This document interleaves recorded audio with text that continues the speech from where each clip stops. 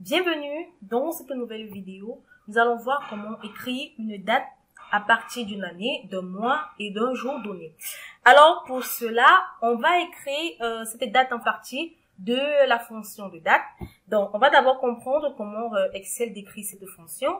Donc on va aller dans la boîte de dialogue insérer une fonction et on va définir la fonction de date.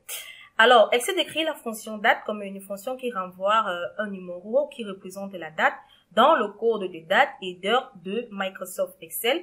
Comme argument, on a année, jour et mois. Alors, l'argument année est tout simplement représente le nombre compris entre 1900 et 19 999 en fonction du calendrier du classeur et 19 999. La fonction mois représente un mois compris entre 1 et 12 représentant le mois de l'année et le jour représente tout simplement un nombre compris entre 1 et 31 représentant les jours du mois.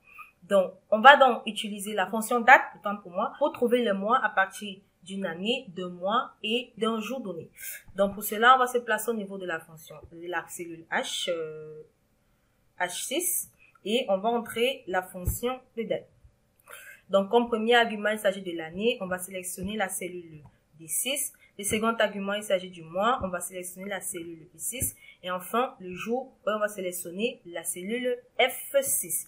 Donc, je peux fermer ma parenthèse et cela renvoie l'année, voilà, qui est effectivement le 4 janvier 2003. Donc, je peux copier tout simplement cette formule dans les autres cellules et cela va renvoyer les différentes années pour chaque cellule.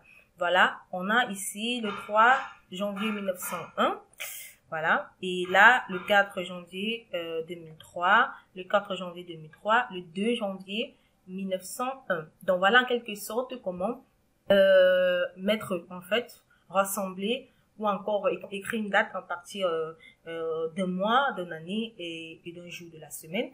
On peut également entrer le numéro de série pour ce mois. Donc, pour cela, on va tout simplement entrer la fonction date val, comme on l'a vu dans la précédente vidéo, je vais plus la décrire. On met notre argument pour entrer la valeur. Ici, il s'agit du 4 janvier 2003. Donc, du 4 janvier 2003, je peux tout simplement fermer ma parenthèse. J'ai oublié l'astérisque.